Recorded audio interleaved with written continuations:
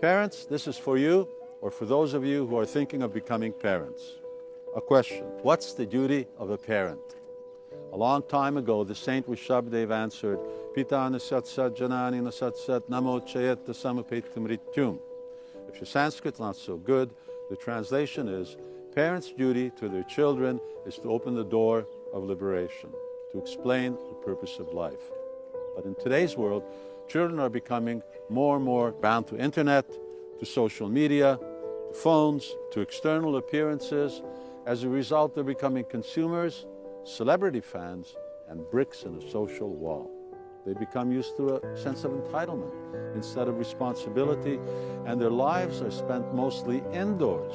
And it's not the school's fault, nor were they born like that. Occupational therapists are saying the parents are responsible for being emotionally inaccessible to children, for constantly being digitally distracted, for not clearly defining limits of conduct, for not teaching children to be responsible, for not making sure children get enough sleep, a balanced diet, no junk food, please.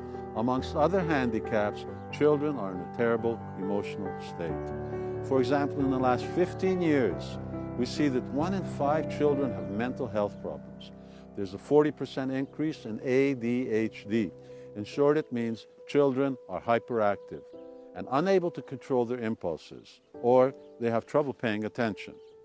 Additionally, there's a 40% increase in teen depression and a 200% increase in suicide among 10 to 14-year-olds.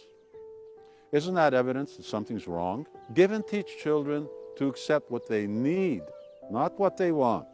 Don't be afraid to say no. Set limits to their conduct, their speech, their lifestyle.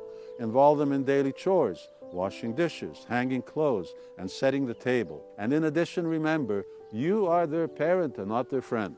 That's right, not a friend. You may have a friendship, but you have a parent's responsibility. Show children the purpose of life. It's self-realization. So if your children never ask you about the purpose of life, about who they are, it may be because of a lack of spiritual guidance that they're getting.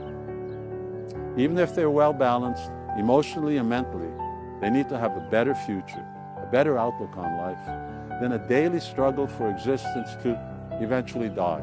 All that schooling, all that work, just to die, what's the point?